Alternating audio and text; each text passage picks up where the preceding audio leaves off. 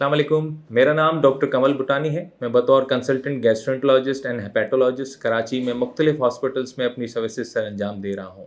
आज का जो हमारा मौजू है वो इंतहाई अहम मौजू है, क्योंकि पाकिस्तान बिलखसूस कराची में इस मर्ज़ के मरीज़ बहुत ज़्यादा पाए जाते हैं।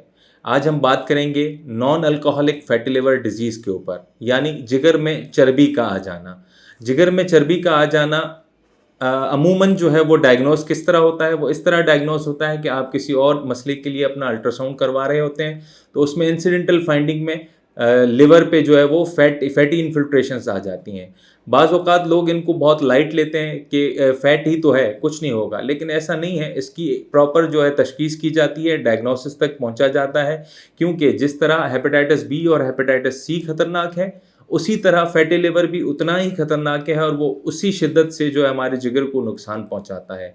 इसकी तशख़ीस के लिए कुछ खून के टेस्ट दरकार होते हैं, जैसे कि लिवर फंक्शन टेस्ट LFTs। इसमें हमें देखा जाता है कि आया ये जो फैटी लिवर है इसने जिगर पर नुकसान करना शुरू किया है या नहीं किया। वो किस सूरत में पता चलता है? जब आपके एंजाइम्स जो हेपेटिक एंजाइम्स होते हैं, यानी कि SGPT और SGOT, ये बढ़ना शुरू होते हैं। उसके बाद जो इसकी वजूहात होती हैं उसकी वर्कअप किया जाता है, जिसमें शामिल है fasting lipid profile, fasting blood sugar, thyroid का जो टेस्ट होता है TSH, और फाइब्रोस्कैन लिवर, क्योंकि अब पाकिस्तान में ऐसी भी दवाइयाँ मौजूद हैं जो कि फैटी लिवर को, वो फैटी लिवर जिसने आपके जिगर को सुकड़वाने का अमल शुरू कर दिया है, यानी कि फाइब्रोसिस शुरू कर दी है, F2 F3 फाइब्रोसिस पर अगर वो पेशेंट को उसमें आ रहा है तो हम उसको मेडिकल ट्रीटमेंट भी ऑफ़र कर सकते हैं। लेकिन फैटी लिवर का जो बेस्ट ट्रीटमेंट है वो अगेन लाइफस्टाइल और डाइटरी मॉडिफिकेशंस है, यानी आपका जो खाने पीने के आदात हैं